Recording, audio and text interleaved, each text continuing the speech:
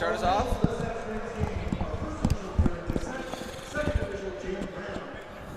And good evening, ladies and gentlemen. My name is Blair Dowell.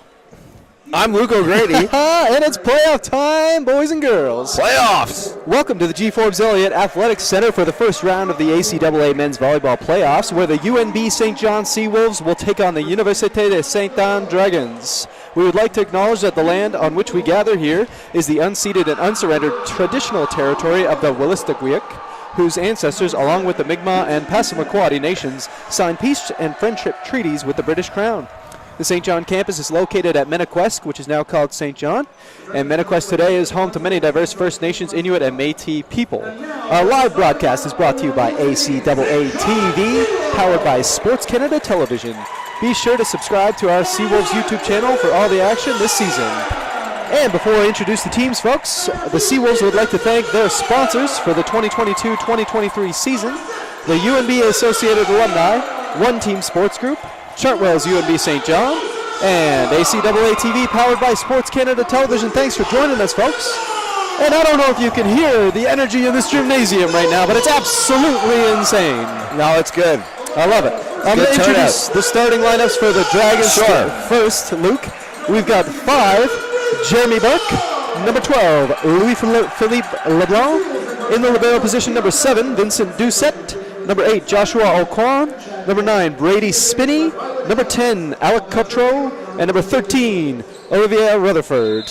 And for the St. John Seawolves starting lineup, we have number 1, Liam McClellan. Number 2, Ethan Tucker. Number 6, Thomas Blizzard. Number 9, Andrew Arsenault. Number 14, Austin Kendall. And number 16, Noah Palmer. With numbers 5 and 13, Jonathan Fraser-Monroe and Brandon Dickinson in the libero position. And it looks like we're starting off with Mr. Dickinson in the libero position. Here we are, Luke. What are your thoughts? What are my thoughts? I'll tell you right off the hop. We got a player wearing number 12 for USA that isn't on either of our programs that we've been given. 12, I think, is actually Mr. LeBlanc. So I do have that. Yes, okay, he's listed as number 6. Man, this is fun.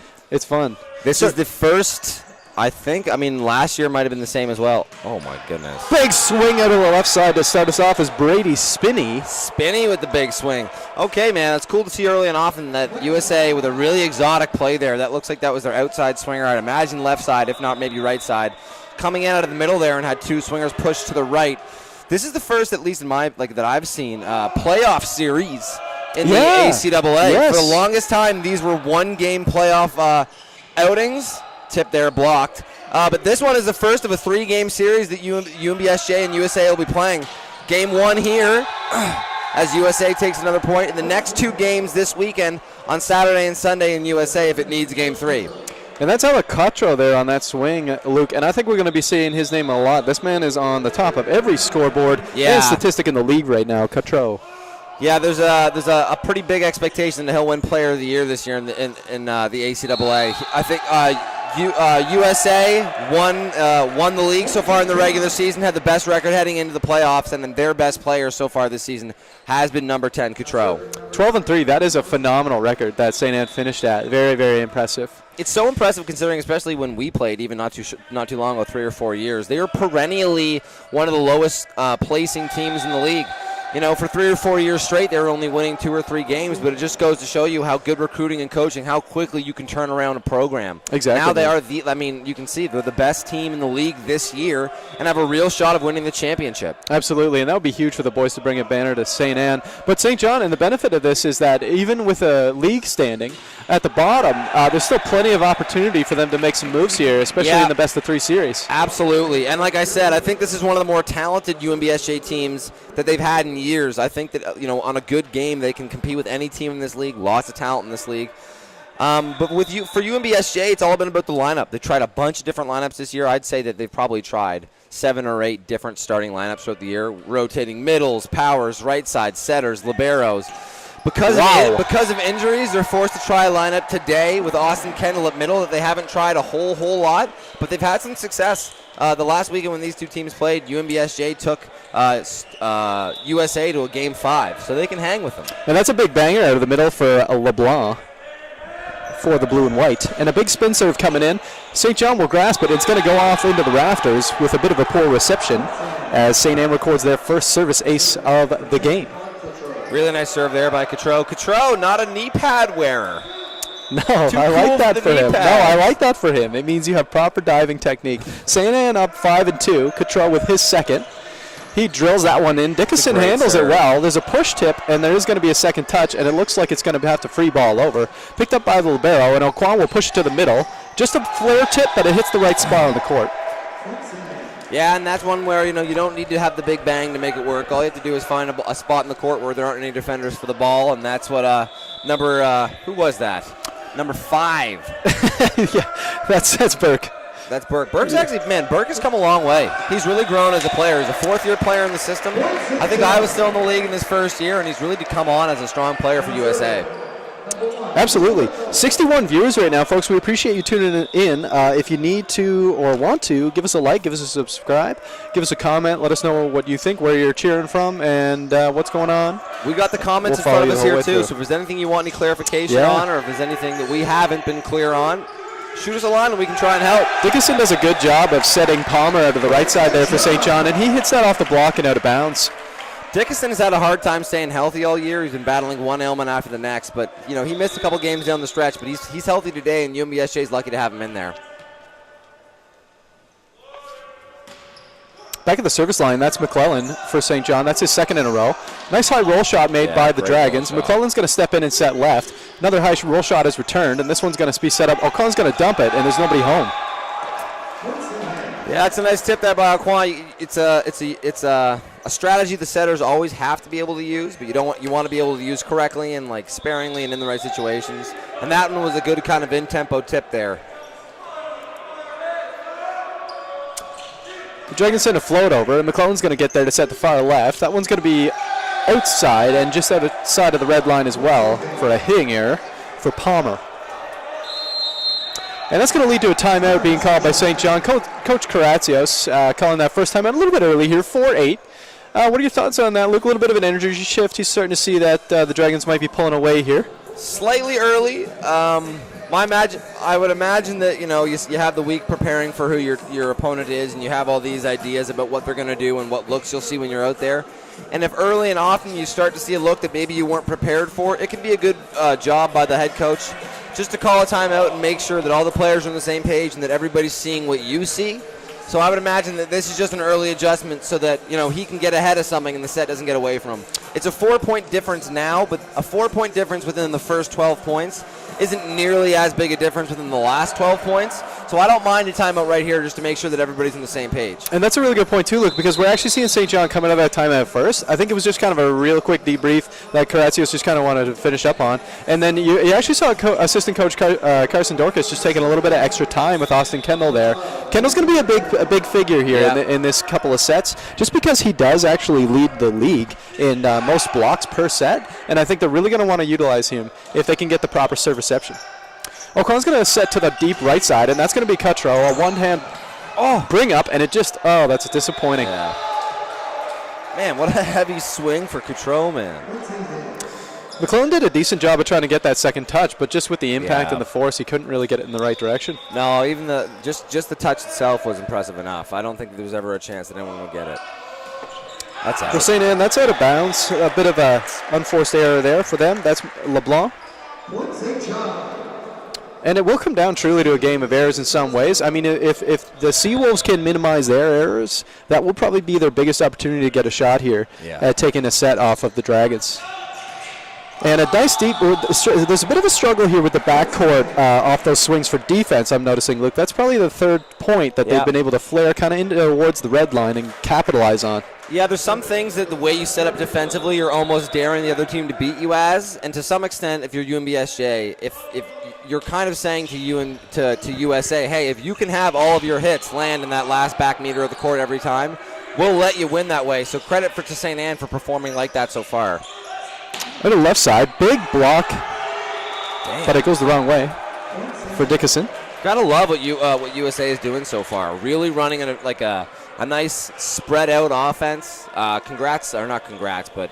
Credit to the setter for USA. I feel like sometimes we get these names wrong on the sheet. No, he's not. He's actually 6 on our list here now. Oquan is their setter. Okay. Yeah. And that ball gets tipped up. It's going to be dug well, so Oquan's going to push to the left side, and that's going to be straight down, essentially, just on the inside of Dickinson there. That's a big point for Spinney.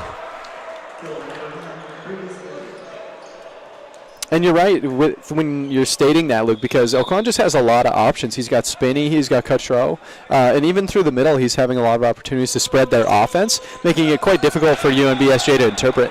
Yeah. So that's a second unforced error there for the Dragons, leading just a 6-point lead for now as Kendall goes to the service line. They're definitely going to want to talk about that, just kind of minimize that, because when they do potentially play other teams, those errors are going to count. And especially tonight and moving into the second game perhaps of the series, you want to be just really minimizing those errors as the season and the playoffs continues. Yeah, it's easy to kind of like turn your head at 2 missed serves on a game at this point when you're up 7 points. But from a process standpoint, those are still big issues. They're like free throws in basketball. They're a controlled skill and something that no one else can really impact but the person doing it. It should be pretty refined. So to have that many misses that early as a coach, even if you are up this much, is something you want to look at. And we got some net contact there. Speaking of the unforced errors, I believe that was Oquan on the net in front, just coming in a little too hard from the serve. Dickinson does a good job there digging that one up. Good setup for the Seawolves. As Palmer heads to the service line now. Palmer with his float, it gets sent over. It'll be picked up a little tight to the net, and it's kind of a backswing, but not a lot of movement there in the back row for St. John, unfortunately. That's Rutherford out of the middle. USA's offense just clicking on all cylinders right now. And they don't look tight, Luke. They don't look tight. You anticipate a bit of nerves kind of coming into this, a bit of like a forced play, sort of over-tempo ball, but they are loose, and they are playing relaxed. Absolutely. You'd almost expect them to kind of feed the people. Oh. And that's a big pop and out of bounds, my goodness. Yeah, I was going to say, you almost expect when you get into these situations to lean on the players, kind of your higher players, like getting a lot of sets to out to the O'Coins and to the Cutros of the world. But I think USA's done a good job of spreading the ball around, kind of keeping UNBSJ's defense guessing and making the most out of their opportunities, where you're not just going to get beat by 1 or 2 good swingers, you're going to get beat by a really functioning offense. McClellan sets a nice left side ball, and it's dug by Libero. Spinney will bring it back, and it's going to be an overbump. This is a great opportunity for St. John here. Dickinson up to the front, McClellan out of the middle, and it gets blocked, but there's another chance here as Dickinson will send it to the back. Nice high roll shot put in by Palmer. It's dug well, set to the left side. And they're going to have to send that one down the line. Palmer gets his hands on it, so McClellan will push. Not quite enough gas on that one, and it gets put right back. And we had a little bit of a jostling of the camera there, folks. Our apologies. Sometimes the boys just get a little fired up, and they make a little contact with the equipment, and that's okay. Got my cord wrapped around the... Oh, I see what happened, actually. We were trying to do that VR thing, where you feel like you're part of the game. How was that in the viewing experience? McClellan, nice high swing, just out of that right side, but just out of bounds for Palmer. He kind of came in a little low there. Yeah. Just dropped the shoulder a bit. And that's the second timeout. So 17-7, 10-point lead. That is the second timeout of this set for St. John. They will have 0 remaining, and Coach Melanson for the Dragons will have both of his remaining as we head towards the tail end of this first set.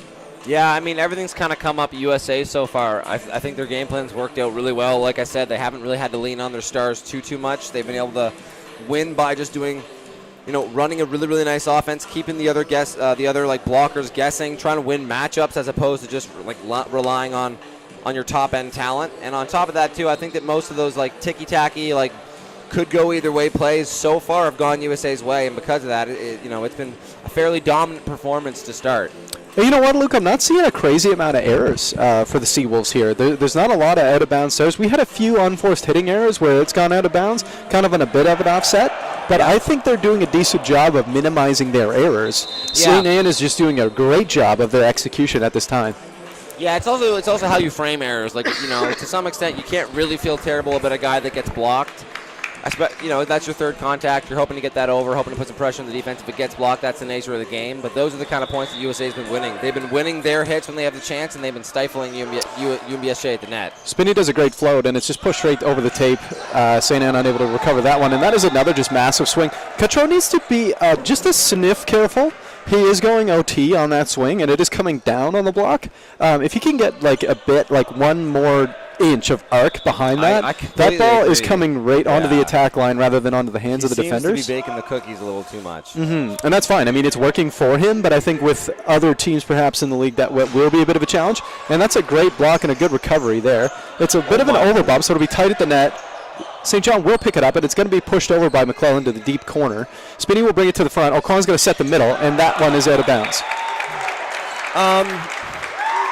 Yeah, I mean, that's a good job by UNBSJ there. I was going to say, like, Cotreau gets high enough that on any given hit, he really shouldn't have to worry about the block too much, anything aside from maybe tipping it off the hands. But he's hitting it down so much that he's getting that block into play where he could probably keep it out of consideration. And we'll see if that makes a difference going forward. It just looks like he's trying to, almost swing for the fans a little bit right now. And LeBlanc, you talked about that earlier, Luke, but that was actually almost like a tandem step around sort of look that he tried there. Just a bit of an offset, which lends to Arsenault for his second serve here. 8-18, Dragons on top by 10 still. Nice O'Quan, back to the left. It's Wen. That's a nice swing, but there's a contact there. And that's a good job, actually, by LeBlanc to even put that within the realms of being able to be touched. Yeah, that was he was even a little bit cavalier. I thought he could have rolled his ankle on the ref stand there, but he went right after it in a really, really nice play to keep that, not only keep it alive, but put the pressure on and win the point. That ball's out of bounds. So that is the fourth service error there, Luke. And yeah, like you stated earlier, like it is a 10-point game. That's excellent, but definitely something to consider moving forward to kind of minimize as the boys continue. To the service line now, we have Tucker for the Seawolves. Tucker sends his float over, and it's just off the arms and put back a little bit. Let's see if it can get all the way, and they do not get it all the way back as Doucette goes for a power bump and just is unable to get it all the way over. And we've seen Tucker do this before, Luke. He does a good job of kind of getting back to the service line, reorienting the Seawolves, kind of getting them a little bit tighter, a little more focused with his serve, and he remains consistent for the line. Yeah, I've always said that a really good way to view sports is looking at floors and ceilings, and I would say that Tucker, that's in. And that's an ace by Tucker, immediately following the side-up point. Huge. I would say that Tucker is one of the highest floor players on the Seawolves. The player that you get from Tucker on a game-to-game basis is a consistently good player. Okay. Sometimes the roof of a player, maybe like a Willis, might be a little bit higher, but Tucker is always there for you. Very rarely making, unforced errors. My goodness gracious. Yeah, right on. Let's just keep talking about him, baby. Serves. He's good on defense when he has to play when he's in. He's a really effective hitter. I think he probably has the highest hitting percentage. And Tucker forces on the timeout, Luke. Yeah. Great job to just come in there, head to the service line, and just do your job like you state. Consistent. Yeah, Tucker, a great player, and it's still a 6-point game, so still a bit of a comfortable lead for USA, but to at least build enough momentum where USA has to call the timeout to say, all right, gentlemen, let's weather the storm here. That's a good sign for UNBSJ. You never want to say, okay, carry momentum into the next game before a game's lost. Because but being down 6, you do need to think about the scope of the full game with a momentum shift like this. So this is great. Yeah, I'm a big fan of this. I think it's a great timeout call for one. I think Melanson does a good job there. He is essentially attempting to ice that serve just because Tucker has that air of just confidence. Double aces is really tough to come through defensively for the team, so it's good for him to be able to kind of try and ice that and see if he can grab a coaching point here. 13-19. Man, you know what's cool about the St. Anne team is they have, of roughly 12 players, they have 9 players from Nova Scotia and 3 from New Brunswick. Nice. It's kind of cool because some of the other teams in the league are getting it done with some people that, they import from BC or Alberta or even Australia. Which we love. And we do absolutely love, but it's cool to see a St. Anne team do it with mostly homegrown talent. And that is an excellent service ace just recorded there by Cotreau as he puts his spinner, just trickles it over the net and tricks the Seawolves. Cotreau, a great example from Westport, Nova Scotia. 21-13, St. Anne looking at the tail end of their set here. Looking to be a great timeout by head coach Melanson. Oh, wow. And that's a spin and I think a miscommunication for the boys at the net. Too many cooks in the kitchen. It's not a terrible thing to have. Like I said, there are some mistakes that as a coach, you sometimes they're not as bad as others. You'd rather have 2 people going up for it than no one. But that's just a communication thing. You want to make sure that your team knows on those over balls who responsibilities that is, so that everyone else can go and get into their responsibilities for the next phase. And Gabriel Beaton, number 2, coming in at this time for the Dragons, replacing Louis-Philippe Leblanc for the sort of tail end of this set. Kendall gets up there and smokes it, just heads out of bounds. I think he just wanted to kind of get rid of that ball. He saw that McClellan was out of position and wasn't going to get that second touch. Yeah, I think that was the right decision. That was more of an execution issue. His team, it would have been hard for them to run an in-system ball on that, and he had a good jump at it. So I like the swing. 2 feet, we're talking about it differently. And that ball is just placed a little bit backwards, but Dickinson will get there, and Kendall places it over. So O'Connor's going to push left on this one, and I don't believe... No touch? I don't think there was a touch, but we'll say it might have been an excellent block, but I think that actually was into the tape. Excellent block by the net. USA is so frequently utilizing those, we'll call them plays on free balls. If it's a good pass, almost never is USA running all normal tempo balls. And Finley Kearney-Staunton coming in for Andrew Arsenault now for the St. John Seawolves as they make their own substitution. Just a monster swing and a great job to get there by the libero, and it's going to be sent over by Palmer and sent to the front. O'Connor will set the left side now, and just a huge block, but there's net contact. Oh, no. It's so crazy. USA almost never sets a high ball to power. Even that one was another like 2 feet. You're right. 2 feet, almost 2 meters in from the pin set to their power. Now, I don't know if that'll be true on like 2 balls. And when we say 2 balls, we refer to sets where the setter basically has 2 hitters available to them, being both outside hitters. It's usually when they're off the net, but it means a ball where the setter kind of has to adjust where he's setting from. In those situations, we'll see they'll probably set those outside balls. But things where their setters are on the net, you're seeing USA very frequently move their hitters around. And here we are at set point potentially. Jeremy Burke at the service line for the Dragons. Burke sends it over. It's picked up. McClellan will push left, and it's going to be a nice high swing and down. Great swing there out of the left side. Yeah, really nice swing there by Kearney-Staunton, fresh off just getting put in the game. A nice high swing over the hands and finds that really juicy, 2 feet in from the back line, middle of the court, that most defenses are really only able to defend with their block. Kendall now with his spin, and he's going to get a service error, unfortunately, on that one. Kendall, you can see his frustration there, and that's fair. He just kind of put himself in a couple different positions that weren't favorable, and I think if he can kind of correct those moving into the second set, he's going to be a little more comfortable. Yeah. 25-16. St. Anne takes the first one. That's their first W of the evening. We're looking for still best of 5. There's no change to that in terms of playoff. But in terms of the games, who moves forward, that is the best of 3. And we saw 3 timeouts being used. Coach Melanson for St. Anne still had 1 timeout remaining. 25-16. Now that, all being said, Luke, that's still a sizable lead. Yep. Give me the top 2 things that St. John can do to kind of figure out, get within that 5 to 3 point differential. Well, first and foremost, they need to have a couple more straight side outs. It's something that USA did really good that last set. And what I mean by that is when you lose a point and the other team gets to serve, you want to have it happen 4 or 5 times in a game where that first serve, you go past set spike, take the point and take it back. USA did a really good job of that. UNBSJ found themselves in rallies more, where they were getting that hit, but it was getting a touch or it was getting dug up, and now they're having to play volleyball. You want to take that opportunity to swing first and turn that into points a few more times, and you'll stop USA from going on those 4 or 5 point serve runs. You'll stop those momentum runs, and a game like a 25-16 can look a lot more like a 24-23 game near the end. Absolutely. I think that's super fair. At this time, folks, we're going to say a little thanks to our sponsors, the UNB Associated Alumni, One Team Sports Group, Chartwell's UNB St. John, and ACAA TV powered by Sports Canada TV. And we've got some multiple camera angles going on today, folks. I don't know if you can see it on the broadcast or if it's just through the Bell system, but there's 3 different cameras, which is super exciting for playoffs. And I'm not sure if it's maybe on the cable. That would be pretty solid. Yeah, I think it is. I think CTV's here. CTV? CBC maybe will have one of them. Nice. I love it. Love to see it. Yeah. And thanks for watching us, folks. We got 76 viewers right now on our stream, so that's super awesome. Very pleased to have you guys here live at the G-Forbes area. Yeah, what do we got? Tell me. So number 13 coming in, that's John Fraser Monroe. John Fraser Monroe all year has played libero.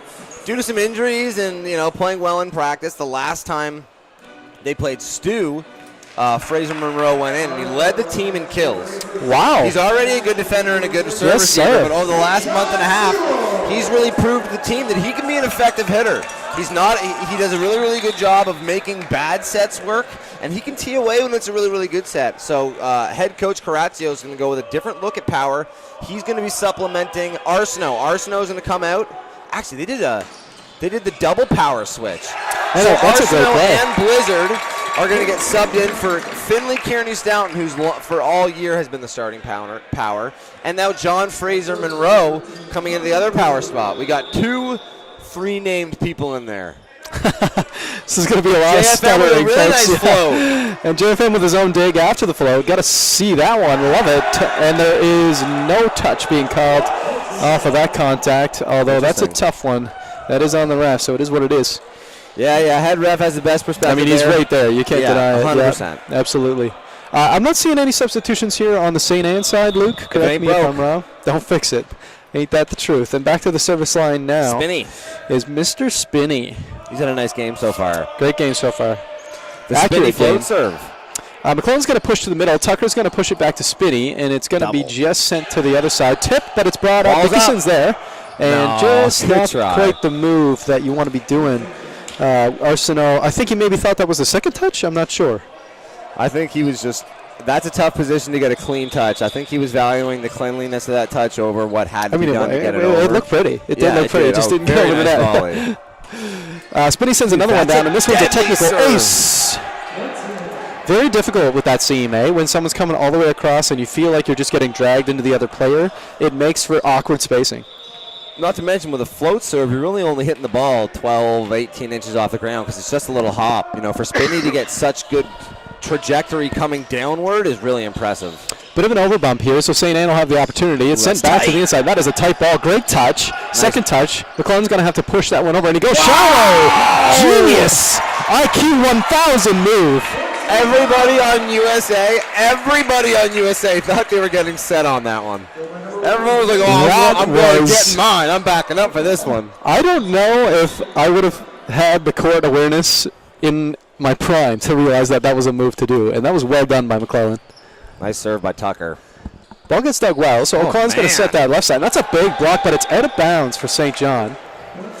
There is a bit, not that it's overly relevant, but a bit of a height disparity there on the left side for the Dragons because we're having a big block being put up, whether it's Palmer or Kendall over on that right side, and it seems to be a little more dysfunctional than we saw in the first set for the Dragons.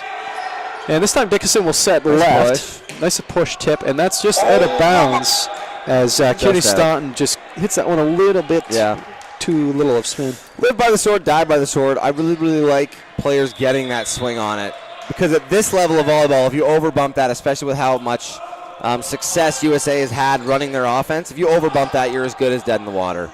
And you'd rather die by getting a little bit of a swing on it than die by just letting them tee off on you. Very true. Ball just into the tape, unfortunately, for the Seawolves. Luke, Jamie Cotreau chimes in, says, cheering on the Dragons from Yarmouth, Nova Scotia.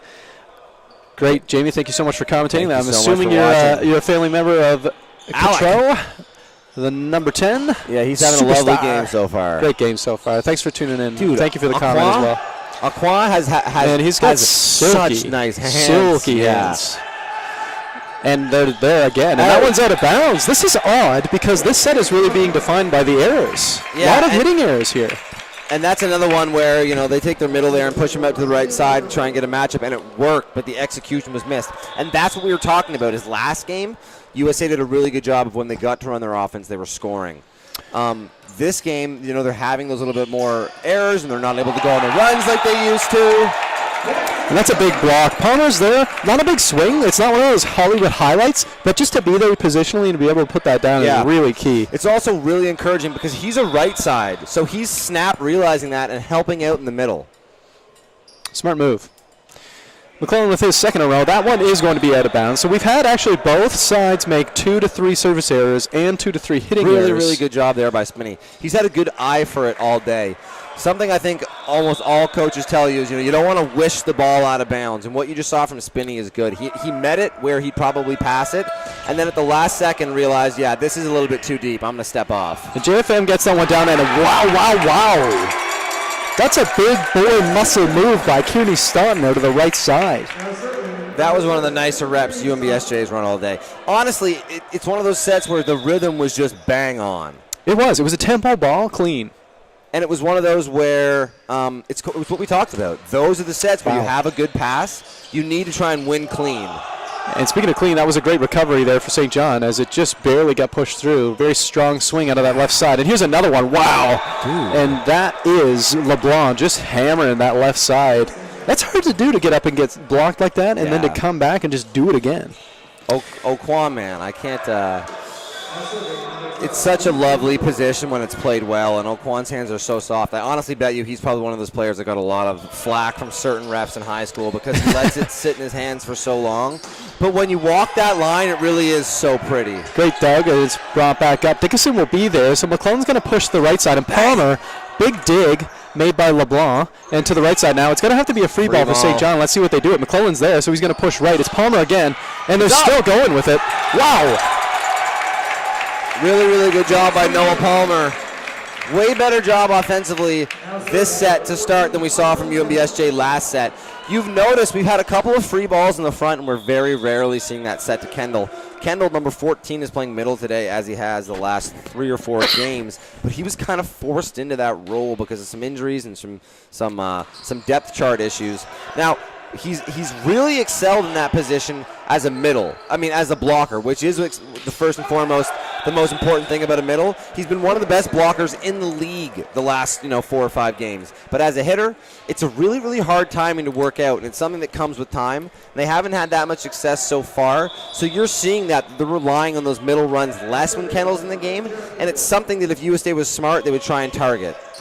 Burke from the Dragons, and it's just overbumped slightly, but McClellan gets there, and wow. Borderline inappropriate by Tucker to slam that one down. Bomb squad.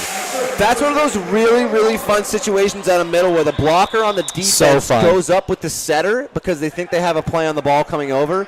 The setter's able to save it, and there's the middle, there's no block, and that's what happens. That's just a holiday. And that's a great recovery from St. Anne. That was almost out of bounds off the block. And spinny again, but this one does go out of bounds on the opposite side. Wow, man. Tucker fired up.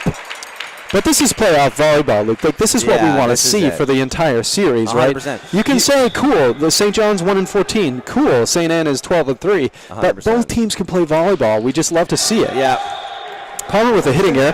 We're just going to say that there's a couple comments here. Really appreciate it, guys. Michael Thomas chiming in says, go Brett McNeil. Love your loving boyfriends Michael and Jacques. Love to see it. And then we've also got Lori McNeil chiming in. Thank you, Lori. And thanks for commenting, folks. We love our viewers. We really appreciate you guys chiming in on the stream here. Dickinson, McClellan out of the middle, and I don't love that one. It's going to be a 4-touch, but it just a bit of a miscommunication. With McClellan that far off the net, you don't really want to be trying to push that one. But I like that they're trying to spread the offense. Yeah, I was going to say, I don't hate the decision. Again, sometimes you need to evaluate the decision and then evaluate the execution. Decision gets a thumbs up for me. Just because I like the idea of not putting your outside hitter in a phone booth because they know it. Wow. Ladies and gentlemen. There's not a lot that I'm seeing Jonathan Fraser-Monroe not do right now. The last time that you guys bought milk, that player was playing libero. That boy gets up. He is not the tallest man on the roster, and he's in the air. And a big block and net contact. St. John within 1. Wow. Wowee. Really, really well And I'm done. glad you pointed that out earlier, Luke, because that could have been a really underrated acknowledgement with JFM coming in and Tucker getting fired up in the front. No, seriously. That's super exciting. I mean, other than maybe saying... Wow, Dickinson. I'm just going to keep saying wow because this volleyball's crazy. Then they've been doing that all day. There they get spinny out of the middle. They get a different, they're able to manipulate some matchups, get some middle blockers out of the equation, and get a really nice swing there. What I was going to say is with Fraser-Monroe, I've almost lost my train of thought. It's impressive because I think I was going to say that from a libero point of view, there's probably no tougher switch in the sport than switching from libero to a hitter because there's so many responsibilities of a hitter that a libero never has to do. That's so true. And another point for St. John is a bit of a scramble as it comes down off the net. Nice game. This is a good volleyball game. I'm pleased about this. If you for example, if you're a middle, you still block, you still serve. You still hit if you're switching to a power or a setter. But from a libero, there's so many aspects of the job you don't play. It's just a testament to how good he is as a straight volleyball player. Tucker continues his consistency from the service line. He sends it over. O'Quan's going to push it to the right, and O'Quan gets there. Nice hand on it by, I believe that's Palmer. And then a left side sort of over-the-shoulder swing. Out of the right side now, and it's down. Yeah, really nice swing there. USA goes over top the block and still drops it in behind the outline there. That's number 12. That's LeBlanc. That's LeBlanc, right. He's been kind of underrated on that left side, Luke, but very 100%. consistent, and he's really just clapping. Yeah. Coming in with the float, it heads over to JFM. He's going to receive it, and this one's going to go to Palmer. Buckler. You could tell that was a bit of a fingertip flare for him. And at this point, Luke, this is exactly this moment at this set is going to be where we see that momentum shift. That's going to give one team or the other side the gap that they need. If UNBSJ is going to be in this when they're in the 20s, they can't let it get away from them here. And Rutherford doing a really good job of getting up there. 2 consistent serves, records a technical service ace there off the one touch, pushes the timeout. Karatsios has to call that. 4-point gap. He does a good job, and well done to Rutherford as well. That's St. John's first timeout. They're going to have 1 remaining, and the Dragons will still have 2 remaining in this set.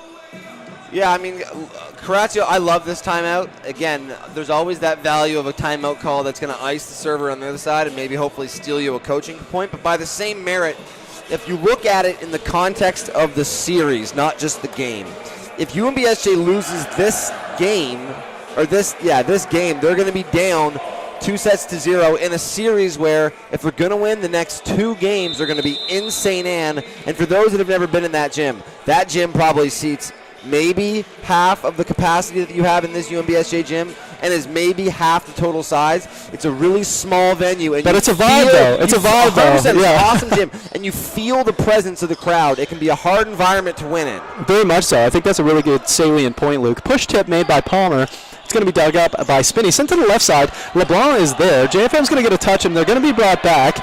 And this one's going to be sent over by McClellan, so it'll be a free ball. Spinney gets up there. Coin out of the middle and down. Big swing there.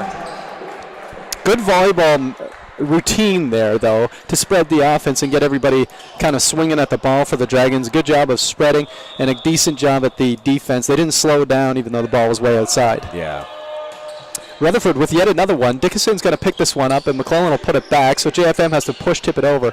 Spinney is there. He's doing a great job on defense, and Kendall gets there, just unable to send it over. Yeah, nice touch by Kendall to try and intercept that pretty quick transition hit. Unfortunately, he found himself in a position where he wasn't in a good opportunity to bump the next ball up, and a point going to go to the Dragons. So, and that's what I'm talking about. Look, we were within 2 here, 13-11, and now we're moved up to 17-11. So that shift has occurred essentially. Yeah. And basically at this point, we're going to see what St. John is able to do, whether they can recover, get a side out a few in a row, or whether that gap is kind of going to be able to call it here for the second set. And you were bang on. It was 11-13, and you said this is kind of a moment where one of these teams need to bunker down. That point zone is where it happens. 100%. It either happens there or before the 20th point. Dude, that is such a banging serve. That's a great serve by Rutherford, and he's been very consistent. Great tip up by Dickinson. Nice. And it looks like Kearney Staunton gets up for that one. O'Cone's going to put it tight. It's a really tight ball. Yeah, that's going to be an error on the outside. A really honest, good try there by Cottrell to save that, but there's only so much you can do for a ball that was destined to go out and over. And there is like a little bit of a play area there. Cottrell just had his full elbow over the net, so that's just not really. Right in the ref's face. The ref was almost like, dude, I have to call. Yeah, I really have to call. He almost felt bad, probably. Great touch there by Spinney. O'Coin to the middle, and my goodness gracious, there's a monster dig. And here's another one, and a block, and he gets up there. It's going to be picked up, and McClellan will push it back to Kearney Staunton, and he gets roofed. Oh, my goodness! Volleyball! Man, the reason those two plays were so exciting was because the hits there from LeBlanc were so good. The dig was good. The block on it was good. And how about USA rallying themselves and saying, nah, we can do that too. Big block to steal the point. Wish we had like immersive audio that you guys could just hear these clappers that the boys are throwing down with these swings. Like, it is thunderous in the gym, and I know we're talking, and it's probably annoying. Just a flare ball there, unfortunately, by Kearney Staunton out of bounds. That was one of those ones where it felt in rhythm. It felt like it was going to be a bomb. Absolutely. Python's Volleyball channel, without a timeout, second timeout, just one sec. I'll talk about the commentary there from Python's Volleyball. It's super exciting to see a club team comment in. Second timeout being called by the Seawolves. That's going to be their second. I think it's a good point in time to be stating that. Timeout. You're within 7, but you're kind of headed to that 20-point mark. Yeah. But Coach Melanson still has 2 for the Dragons. And yes, Python's Volleyball Club, the YouTube channel, just chiming in. Let's go Seawolves and former Python team Newfoundland athlete Ethan Tucker. Yes, sir. Yes, sir. Love to see it. And then we've got Nicole DeVoe-Lombard commenting and saying, "Allez les gars, allez, continuez le beau travail." And beau travail indeed. I completely agree. They've been doing very good work, very nice work.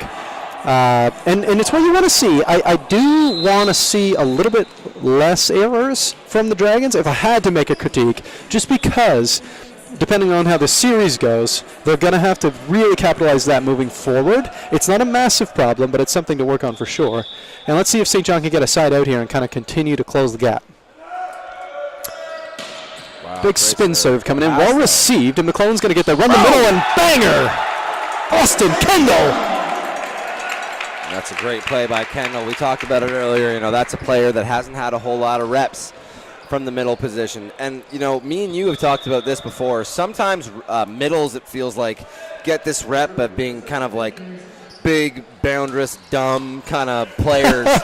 But it's like, man, to some extent, it honestly feels like they get that because their responsibilities are so much more, I think, so much harder and so much quick twitch that when they make a mistake, it's so noticeable. It's so evident, yes. That they get it so much. And yes. the execution level is so high that when you see a player that played right side and power their whole life, like Kendall, step in a month ago and start to play like that out of the middle, it's pretty impressive. Kieran Staunton with another massive spinner. That one goes left, and it's LeBlanc, and that one I think is touched, yes, and that will be a point for the Dragons. Great job. I'm going to just shout out Kieran Staunton for that one because 2 excellent spin serves, and you got a side out and then an additional point, and that's what St. John needs. They need to get at least a side out and a point each time they touch the ball. Yeah, so here would be one of those moments where we say when you want to rip off 4 or 5 really good side outs in a game, right here, if you could go bump pass swing and take a point. McClellan to JFM. He's going to have to roll shot it. Cottrell picks it up, and O'Coin's going to set the middle. Off Dickinson, but just straight down. Dickinson frustrated with himself. Not an easy pass, but he's in the right position there. That'll turn into a good touch sooner or later. Good job out of the middle from Burke. Haven't seen a massive amount of activity from him in this second set, but when he does show up, he's there. That's a float serve sent in. It's going to be played, and Palmer's going to push it back left. JFM's going to have to push that one over, and O'Coin's going to set it to the back end. That's an overstep, actually. Yeah, a bit of an attacking flaw there. I don't think LeBlanc actually wanted that ball. I think he was just going for it. Ready, and it's always good for a hitter to be ready. But I sometimes you see this is interesting. Yeah, Tucker's coming off as we're getting him substituted for Cameron Willis. Into that front row loop, Willis has been battling a bit of an injury. He got cleared to play, so this was more the decision to go with Kendall had just been riding the hot hand and not trying to force any player back in sooner than they're ready. But it's surprising to me that he comes in for Tucker, who's been playing fine and is their healthiest. I'm wondering, I think that's it right there, Luke. Willis is just providing a bit more of a wall on that right side, which the Dragons have been a little more consistently relying on. Sure. Willis just giving a couple extra inches to the Seawolves on that right side. We'll see how it plays out offensively, though. Tucker on the bench right now, firing the boys up. Yeah, he is gassed, isn't he? Telling all boys, let's go. Let's go. I like it. Austin Kendall with his second. He's implementing his spin and doing a very consistent job there. O'Connor's going to get there, and this one's going to be awkward. Great touch by Noah Palmer. Good patience, too, by Spinney on the other side. Palmer gets up there, and McClellan's going to put it back to Palmer. This is a roll shot, and it's going to be picked up by LeBlanc to the middle now. Burke gets blocked, but it's in. You're going to call it a carry? Wow. Okay, all right. I don't know. Yeah. I mean, I guess it's one of those things. It's like if it's a smoking gun if a ref sees those double open hands. Yeah, that's tough. That's a hard-driven ball. I guess but by the letter of the rule, there is a world where you can hit a ball like that and it's not a lift. But sometimes it's hard for a ref to change their mind when they see that. Great second touch, and Burke is going to have to just free ball that one over. Kieran Staunton picks it up. It's to the middle, but he's blocked. Palmer with the stick-out chicken wing, and Palmer again right off the ground. It's almost out of bounds. It is. I think Palmer's disappointed. I think he thought that ball was going to land out of bounds. I think he did too. Great scramble play. Good defensive play as well by the Dragons. 17-22. Much more appropriate score, I would say, Luke, here in this second set. More reflective of the game. Over. It's one of those situations where there's almost a razor-thin margin for error if you're the Seawolves, but you can do this. It's going to start with a pass. And Dixon gets there. Not his best pass, but it's there. Palmer's going to have to free ball it over. Burke sets it up. O'Connor to the right side, and that's Cuttrell. And you can't. That's what you can't do if you're St. John, though. You can't put Cuttrell in a position where he can hit anywhere on the court and slam it down, because he's going to do it every time. Yeah. And listen, the way the nature of volleyball works is, if an offense is run correctly, the other team should have a chance to get themselves a hitter with no block. That's just the nature of running a good offense and how many blockers you have available and how many different time frames there are to block. Good hustle by LeBlanc, but great swing by Palmer out of that right side. He's been there all day doing that cross shot, deep sort of attack line position, Luke. Very consistent. Yeah. No, I mean, there's going to be a handful of times when Cuttrell just gets you. And you kind of have to say, yeah, he was due to get that many or so a game. But if you can limit that, especially down the stretch here, with plays like that. That's a big swing by Spinney, and just a huge block. We see Willis in the front again there, Luke, just presenting himself for that big monster block. And even Spinney with a hammer doesn't quite get through it. Yeah. 19-23, folks. St. John creeping up to the 20-point mark as Palmer heads to the service line. Yeah, Spinney's going to take it, and O'Coin's going to put it back to him, see if he can do it with this one, and he does. Oof. Nothing special there, but that's just the benefit of getting a high, hard swing on most balls. Sometimes it doesn't need to be a huge straight down hit to be a winner. If it can squeak through the block or hit hands in a funny way, it's going to give you a chance. Potential set point here, and O'Coin at the back line for the Dragons. Let's see what they do here. And that's out of bounds. Interesting. Atypical for O'Coin in that position. And what you don't want to do is you don't want to add a little oil to the fire there for St. John, right? You don't want to be doing that. I thought you said a typical response in that situation. And I was like, I don't know if that's fair. No, I'm sorry. Big swing by Cuttrell, but there is contact. Yeah. See if there can be a second touch. JFM gets there, chase. And it looks like Willis is going to send it over, but it's a lot of scramble defense out of the middle, and Dickinson's there for a second touch. Palmer's going to have to push it deep, but he's there. LeBlanc will pick it up. O'Coin's going to push it to the left side. Big swing blocked! St. John! That's what you don't want to do as the Dragons is give them gas. Big play. That is a huge play. The Dragons got to probably run their bread and butter play. They ran that step back to Cuttrell. I bet they were really excited to run it. It looks like it's usually a winner for them. The fact that they were able to dig that up is pretty impressive. Cuttrell gets there. Kenny Staunton will pick it up, so it's going to be pushed back to him. There's a big block up there. Contact made. It might go over. It does. Great defense. Dickinson's there to pick it up. So out of the left side is going to be Kenny Sutton again. McClellan's going to set himself out. He's going to swing on the second one. That's not what we want to do, but that's... I don't hate that, Luke, because 21-25. So good, 100%. Yeah, it's not bad. Dragons take the second set, 25-21, folks. We have ourselves a volleyball game, but it just... the Dragons are up 2 sets, so it all resets to 0. Yeah. Great set by both teams on that one. Much more refreshing to see. There is a host of people commenting, especially the Dragons fans, and I really appreciate you guys. We got Triana Moore saying, go Cuttrell, go. We got Fran Rob saying, on y va les Dragons. Rayan Cooper saying, let's go Dragons, cheering you on, you got this. So really exciting to see all those commentaries, guys. I really appreciate that. We're up to 98 viewers. I think we can almost hit 100. It's crazy. 98? And a big volleyball game. No. The UNB Associated Alumni, One Team Sports Group, Chartwell's UNBSJ, and ACAA TV powered by Sports Canada Television. Thank you, sponsors. Luke, it's weird. It's not, there's so much energy in the gym, but the fact of the matter is St. John needs to win a set if they want to do something. Yeah. I'd say this. It seems like that game was a lot more of the things that you want to see from a process standpoint from UNBSJ. I think if they play more like that, they'll have a chance in all of these sets. They blocked really good, and they capitalized better on their offensive opportunities. I think down the stretch, we were starting to see those hitters for UNBSJ really warm up. Okay, we're getting Tucker back. Yeah, let's look at the lineups here. So is Willis still in the front? No. So you're right. Tucker's back in for Willis for St. John. Kearney Staunton still presenting. I think we've still got Jonathan Fraser-Monroe there as well. We're still waiting for one. Yep. And on the side. Okay, so we have done. Willis is coming back in the front. We have done the official full power swap.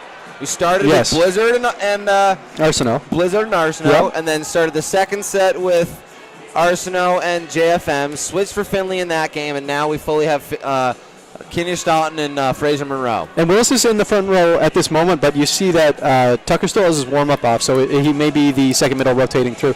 On the Dragon side of things, Vanilla ice cream, baby. This is crazy to me because it seemed to me that Kendall was getting his reps at middle basically due to necessity because they were down to their like third or fourth string middle. But knowing that Karatsios is comfortable enough to play any of the middles currently because of health, Kendall starting means that Karatsios sees him as a better option for one reason or another over one of the middles, Tucker or Willis, they've been rolling with all year. So interesting to see him in this lineup. Yeah, I like it. And we're back. JFM's got serve. Same lineup for the Dragons. Here we are, third set, folks. Let's nice see what happens. O'Connor's going to push it to the right side. Big swing by Cottrell. O'Connor's going to pick it up, and LeBlanc's going to put it back to Cottrell. It's going to have to be a free ball. Great push. Dickinson pushes it to McClellan. It's going to be a push tip and a great recovery made from, let's see here. That's Doucette being all over the place. Wow. Great defense made by St. John. Doucette is all over the place in the back row. Great defensive plays by him. Really, really nice job there by, we're missing number 13. You got 13 on your sheet. Was that Rutherford? Yeah, that's Rutherford. Really they put him down as number 11. Rutherford, but it's tall glass of water. What is he, 6'5"? Yeah, 6'5" from he's Dartmouth, Nova a tall Scotia. fella. JFM picks it up to the left side. Down. Right inside the block. Great swing by Kearney Staunton. Yeah, so at power right now, Kearney Staunton and JFM, I think that gives USA probably their best all-around players at those positions from a defensive and offensive perspective.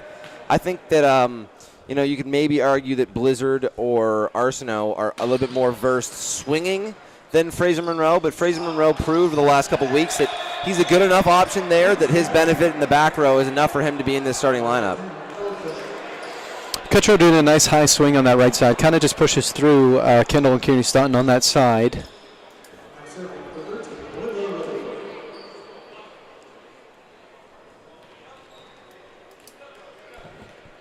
Rutherford at the service line now for the Dragons. I think we're having a towel break or perhaps a score adjustment, and we're back. Just a little technical error perhaps on the score. 2-1, Dragons up. Float.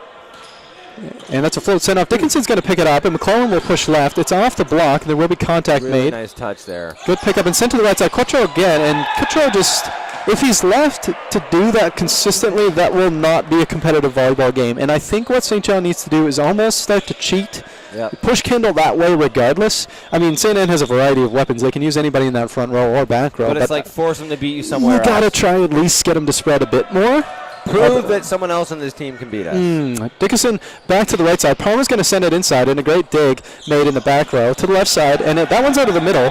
A great swing made by Burke. Couple really nice plays in a row there by Beaton out of the back. He's keeping some plays alive for them. Yeah, that's very true. A couple nice digs for him.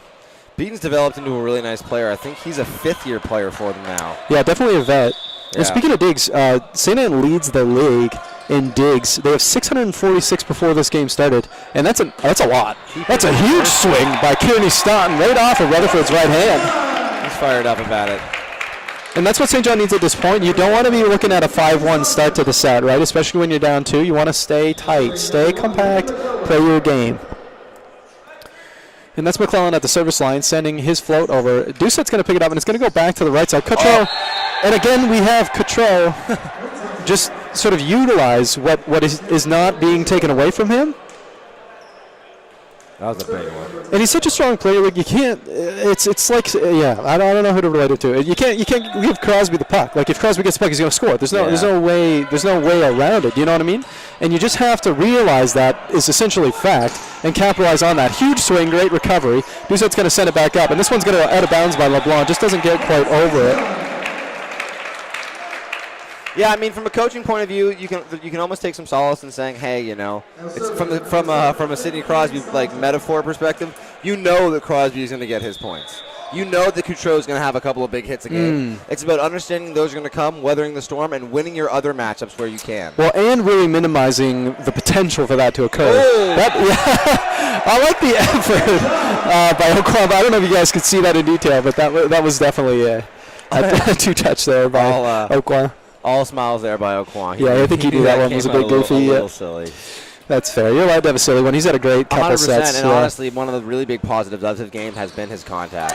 Kearney Staunton just outside the red line. Great serve, but not quite in bounds. as 6-4 is the score now, as it looks like LeBlanc is headed back for the Dragons. Both coaches have both timeouts, and if you're just joining us in this third set, folks, the Dragons are up 2-0 here at the G. Forbes Elliott Athletic Center, and that is going to be a body block kind of problem there where he made contact. It looks like McClellan actually ran into Kearney Staunton, and Kearney Staunton is kind of getting a bit of an earful, which is fair because that is McClellan's ball, unless he calls him off. Yeah. So just a bit of a miscommunique. LeBlanc again, his second now from the service line. And this one is sent there. McClellan's going to get there. JFM brings that one over and in. We've got contact or out of bounds. Outside the antenna. Yeah. This is in tennis. Is that the rule in tennis? Yeah. You can go back in? Yeah. Oh, yeah. Really? 100%. I don't watch enough tennis. My grandmother would be mad at me. You can sneak it around the net. It's actually pretty ridiculous. Another one from LeBlanc. This time Dickinson will take it, and it's going to be pushed left by McClellan. And down. Palmer gets blocked. Dude, it was honestly a really nice approach by Noah. You know, it wasn't the biggest, highest looping step, but he got to take 3 really good steps into that and find it in his wheelhouse. So a huge block there by Beaton. And I like that, Luke. I like that. We see Beaton in the back row getting 2 big balls up for his digs, and then he's going to the front and grabbing a big old block. JFM's going to roll shot that one, so it's going to have to be picked up. And the first dump of the game we've actually seen by O'Connor gets dug up as well. Palmer's going to have to push tip it. It's blocked, and Kendall's going to be able to put mitts on it. It's sent to the front. O'Connor to the left side now, and that's going to be beaten. He gets blocked, and it's going to be a second swing, and Dickinson gets really good job there. Chest balled. It's chest balled by Burke. Yeah. So timeout St. John, down 6 here early. And that's a tough gap, Luke. I mean, you definitely want to be hanging around at least till double digits, just to kind of let that energy encapsulate you and then move you forward into that next point gap. Not insurmountable. We've actually seen them come back. Last set 11-19, 11-18, around that territory. Sure. Came back to 21-25. If I'm Coach Karatsios, what's the vibe here? Are you saying, boys, we got to chill? Are you saying, boys, we got to get a little more fired up? What's the problem here? I think maybe serve receive. Maybe unforced errors. What are your thoughts? Serve receive, without a doubt, is the first focus right now. We probably could have done a better job outlining it to you watching at home, but for what is, to some extent, the last couple have been a couple of simple floats. UNBSJ has done a really bad job of putting McClellan, the setter, in a position to run his offense. At the end of the day, it is his offense and his decision-making that's going to get that ball out there. But when he has these one balls where he really only has one option when the ball gets to him because of the nature of the pass, you know, it gets stagnant, it gets easy to block, and it puts the team in a really tough position to stop the runs that USA has been going on. Palmer with a nice cross swing, and looks like it's picked up to the left side for Beaton. He sends a nice roll shot over. Sent to the left by McClellan. JFM gets blocked, but he digs it up himself. McClellan now has to push right. Palmer's there, and he scoops it inside. Wow. Really nice use by Palmer there. I was, I had my teeth clenched when that one got back set. That's a really tough set by McClellan. Really tough set, and it's a good job to slide it in on Burke, because Burke was good placement, good hands, and just a bit of a quick trigger to scoop that one inside by Palmer. And my goodness, that's a big dig. To the middle now, Kendall, second big dig, but this time unable to be brought back by Doucette. And that's that tempo ball, Luke. You're not fooling around in the backcourt. You're not giving the defense of the Dragons time to set up. Reset, yep. That's what St. John needs to be doing almost every time if they can. Kendall now back to serve. In the net at the front is Willis. Cam Willis came off the bench with some energy there. He's ready to fire the boys up. Great serve by Kendall, and brought right back down, and I think it's inbounds. There you go. My goodness. I think Palmer kind of had a little sweaty time there, thinking it might go out of bounds. Great job.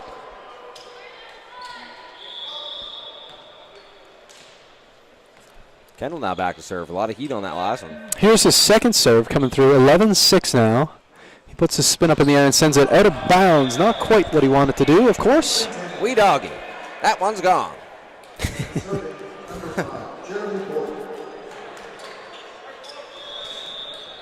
Dragons doubling the score right now, 12-6. As back to the service line is Burke. He sends it over. Dickinson will pick it up. McClellan to the middle. Willis with a big swing, and there's a nice touch made by Beaton. He's there. Pretty much completely parallel to the ground. Is able to pop that one up. Unfortunately, no one else behind it's able to find it. And just like last time, Luke, we need not only do we need a side out, but then St. John needs another point. That's really the key to closing this gap, is side out and grab a point. Additionally, beaten right down the line, but Palmer's there. Surprised by that ball almost. I love that tempo from JFM. O'Coin out of the middle, and that one's out of bounds off the block. That's a tough ball, actually, and a good little sort of footwork play by Rutherford to kind of just do that half step backwards. Even just get right up in there real quick. The chemistry from the middle and the center there to know, hey, I still consider you an option here. Be ready. O'Coin for the serve. Dickinson will pick it up, and McClellan's going to push left. JFM off the touch, and it's picked up well by Doucette. Sent to the right side, and Cottrell is there. He gets dug. Palmer's there, and it goes over. Great dig by Palmer. Back, yeah. To the left now. It's Cottrell one more time, and this time it doesn't happen. Really, really nice swing there by Cottrell. Nice two swings, really. Palmer was just there for the first one. And you actually saw Palmer was almost 3 feet inside the outside line. He needs to be lining up there. Cottrell's not going to paint the red line. Yeah. He can hit it way inside. He probably can paint the red line, but your winning shot is much deeper. Yeah, it's way better for him, guys. And the reason Blair says that is he's saying he's smart enough to know that the winning shot is trying these hitters deep. Bit of a dunk out of the middle there for St. John. They're going to grab that point. Yeah, you know what? I mean, it happens. Doucette out of the right. This one's Cottrell one more time. And Palmer is there again. Palmer is in the zone there, but just too much force. It's so tough because, you watch Palmer touch that and think, oh, man, you need to get a dig there. But systematically, that's a ball that the Seawolves say in their defense, that's supposed to be handled by the block. Right. That's the issue with someone that jumps up and swings as high as Cottrell does, that it's a defense breaker. And that's a really good point. I mean, have we seen a line smash by Cottrell? I think maybe one or two in the first set. So unblocked ones? But then again, I mean, if I'm Cottrell right now and I can just bang it down cross, there's no point in going down the line, right? So that's on St. John. Trying to put a snappy angle on it and possibly finding hands. If I'm Coach Karatsios, I got to be talking about that for sure. Out of bounds there for Willis. As 16-9 now, the Dragons are pulling away up 7. Yeah, I mean, it's a pretty underrated aspect about volleyball, especially from a comeback perspective, is that the more down you are, the more valuable your serve is. Big time. Tough ball. JFM picks it up, and it's going to be pushed to Kearney Staunton, and out of bounds off the hands of Rutherford. Great swing. Kearney Staunton doing a really, really good job.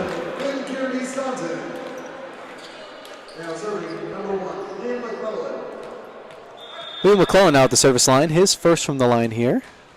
He sends his float over, just trickles that inside. That is a tricky ball. O'Coin to the left, and it's a tempo ball to LeBlanc. He gets blocked by Austin Kendall.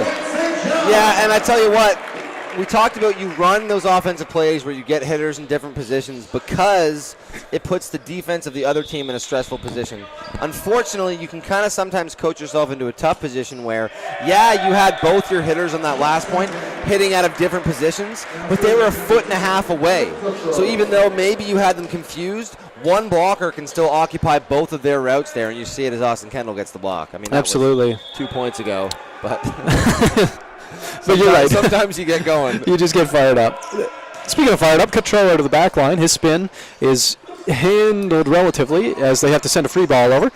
To the left side now, it's going to be LeBlanc, and that's going to be a carry, I believe. Is that what they're calling? Yeah, just a bit of a so that's what we talked about. I said it was more of a high school thing. Sometimes you get a little bit more lenient when you get into the higher levels about someone that lets the ball sit in their hands that long. Well, and O'Con does a really good job of remaining consistent. That one did have a bit of an extra second on it, so I think that's fair. Bake the cookies just a little too long. And Luke, regardless of the call, I mean, if we can't get our serves in, if you're either side, it doesn't really matter. You cannot make a comeback in volleyball if you're missing your serve. Because there's no way that you'll be making more points than the other team does.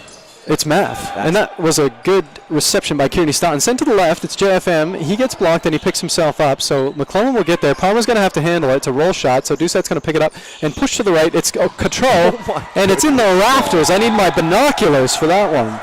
He's sick. He's such a good player, man. He makes you pay. You need to have those players on your team. I mean, you could do it like a lot of teams from Quebec. A lot of the teams, the success you'll see from that style of play is very defensive and block heavy. But you almost need to have a player that when you know you need a kill, you can set them up and they'll be a gun for you. Kendall gets blocked. Dickinson's going to pick it up, though, and Kearney Staunton will bring it back. This time, JFM sends it over. Cotrell's going to dig it up. O'Coin's going to set the middle awkwardly, but it works. And there's net contact on Kendall. Don't know if I thought there was net contact on Kendall there, but I mean, there's not. It's hard regardless, Kendall knew, and you see him shaking his hand, and unfortunately, that's his 4th net contact.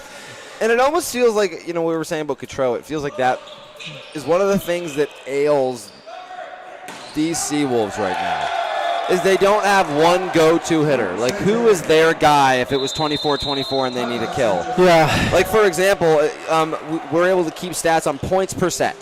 And that's how many points one player generates on average per set. Usually that's just a reflection of blocks, kills, and aces. The highest player on UNBSJ is Noah Palmer at 3 points. The highest on USA is Alec Cotreau, and he's got almost 5 points a set. And that's a very, very big difference. I would say the average player in the league, the average starter, probably fluctuates between 1 and about 2. So Noah Palmer being at 3 is really good, but getting into that elite territory at almost 5 points a set, it really is the difference. And that's something that, I think, right, like we said, UNBSJ is kind of looking around and saying, who is that guy, that killer on our side? You know what, Luke? I mean, I was going to ask you what Coach Karatsias is saying, but the proof is in the pudding. Here we have just a litany of errors for St. John. The last 2 side-outs they've had, service errors, and then their execution defensive plays are a hitting error and a blocking error, unfortunately. So I love that second set where they could really present themselves as just consistent, concise, playing their form of volleyball, minimizing their errors, and we saw it reflect in the score of 21-25. Yeah. But with a team like St. Anne, if you're making errors, it's an L. There's no 2 ways around it. Mother Mary and Joseph, that was straight down. Huge swing by JFM. Yeah, to your point, I think it's something that's ailed them all year. I think that Coach Karatsios would agree. And it's something that, I've seen some of their practices. Honestly, it doesn't seem like they're a bad serving team. And it doesn't seem like they serve that poorly on a game-to-game basis. It's the games when they're down early that it seems like they almost get in a funk where they can't serve themselves back into a game. 21-13 now. Tucker to serve. He's going to have to go on a decent string here to close that gap. It's picked up well by Beaton. O'Coin's going to set Cotreau. Who else? Cotreau picks himself up, and O'Coin's going to push middle. And that's a good heads-up play because in order for Burke to be 100%. there, O'Coin has to know. Otherwise, he's going to push power, and it's very readable. That's chemistry. Great play by the Dragons there. And there's going to be a substitution coming in. Number 15, Breton McNeil, who was shouted at earlier in the stream, is coming in, replacing, replacing Olivier Rutherford in that front row for these final points. Breton McNeil, good to get some court time as Burke heads to the service line now, 22-13. He's 6'6". That's massive. That is large. Just off the hands there, actually, of McNeil. And Burke gets a second touch on it, but just goes in the wrong direction. Really nice rep there from Willis. He was high flying through the air. I thought he was going to tee off on one, but still gets a little bit enough of a piece of it to take the point. This isn't over if you're the Seawolves. And Palmer sends it up. It's received well by LeBlanc. Sent to the right side now, and it's a bit of a deep tip to the right side. JFM gets blocked, but it's out of bounds as the Seawolves grab another point. Actually, a really nice push there by the setter. Is that O'Coin? O'Coin. Really nice push there on a solo block, but unfortunately not able to turn that back into the court, and JFM's going to take the point for the Seawolves. Palmer sends that one in, but that's exactly what I'm talking about, Luke, and I don't mean to sound frustrated, but it is frustrating. It is. Because we have a 3-point opportunity, and our friend Palmer just doesn't quite get that one the way he needs it to get it. Especially when you're down, you need to realize that a missed serve is disproportionately weighted to a made serve. Big time. Oh, my goodness, I don't know. And he's fired up. I think that was... No. So, yeah, I thought it was on the USA side as well. And I think, actually, Cotreau is asking, what the heck? I thought it was on my side. Cotreau thought he roofed him. No, but Darren showed the point, and Cotreau put his hands up like, what's going on? Yeah, because Cotreau thought the ball was on the UNBSJ side. That's what the call was. No, the call was it was blocked on the USA side. No, but coach, I mean, first referee Dusa put his hands immediately as. Oh, you're right. Okay, I see what you're saying. I see what you're saying. Okay. Yeah. So we're saying that was down. I thought it was. The only reason there's any doubt is because Cotreau said no way. Okay. Cotreau thought he closed the door on him. Okay, it was happened so fast it's hard to see. Oh, the tip! And that's a great little heads-up play. That area of the court, Cotreau earns for himself. Yeah, by being he does. Such a He good really just hitter. carves that out. Everybody has to sit back on their heels because he hits it so hard and so deep all the time that he's able to have so much space to work with on a tip. And JFM picks that one up. It's going to be sent to the left side for LeBlanc off the touch of the block. They're going to have to play it out. They run that every time. To the left side now again. LeBlanc with a deep tip. Palmer gets a hand up, so JFM's going to push hard left. Wow. And it's going to be Kearney Staunton with a deep tip. Wow. And Peden doesn't quite get there. The deep tip. I'm still confused about that block. The only Dragon that was concerned about that play was Cotreau. Yeah, Cotreau. The others seem to think that it was on theirs. I don't know. That's interesting. Yeah. It happened too fast for the human eye. And that one's into the net, folks. And I hate that. But I love the second set for St. John. Congratulations to the Dragons on their W. That's 3-0, and they do deserve that. I do think they played better volleyball tonight. And the great part is it is a series, and so the next game will take place, and we're going to see it all again, folks. It's the best of three. Crazy. For years in the ACAA, that would have been the end of the Seawolves season. Thank you so much to everybody who chimed in, who's watching the stream at all. We almost hit 100. I think we hit 98. Thank you, everybody, for watching from away. Thanks to our sponsors. Thanks to everybody here tonight. Have yourselves a great night. I have been Blair. I've been Luke O'Grady. And you folks, we'll see you next time, because there's going to be next time. Super exciting.